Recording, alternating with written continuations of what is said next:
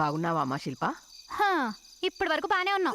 ఒక సందేశాత్మకమైనటువంటి చిత్రాన్ని చూసిన తర్వాత నలుగురికి చెప్పడం అనేది లోకల్ ప్రొడక్ట్ డెవలప్మెంట్ ఆర్గనైజేషన్ చేస్తున్నటువంటి ప్రయత్నం. ఎస్, సినిమా అనేది కూడా ఒక ప్రొడక్ట్, మన స్థానిక ప్రొడక్ట్.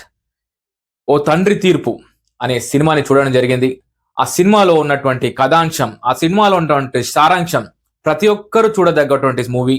ఎస్పెషల్లీ ఏంటంటే, ఈ పేరు వినగానే ఇదేదో ఓల్డ్ ఏజ్ వాళ్ళు చూసే సినిమా అని మాత్రం అనుకోకండి.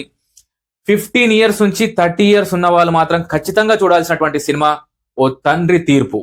ఎస్, ఎందుకు ఈ విషయం చెప్తున్నానంటే ఇంత బలంగా, మొక్కై వంగంది మానై వంగడు అన్నట్టుగా ఉంది ఈ చిత్రంలో ఉన్నటువంటి సందేశం.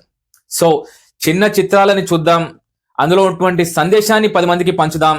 పెద్ద చిత్రానికి ఎలాగో బ్యానర్స్ ఉంటాయి, కటౌట్స్ ఉంటాయి, అడ్వర్టైజ్మెంట్స్ ఉంటాయి. సో సమాజంలో ఇలాంటి చిత్రాలని ఆదరించడం అనేది సామాన్యుడి యొక్క బాధ్యత. వారు లేకపోతే ఈ సినిమా బుక్ రిలీజ్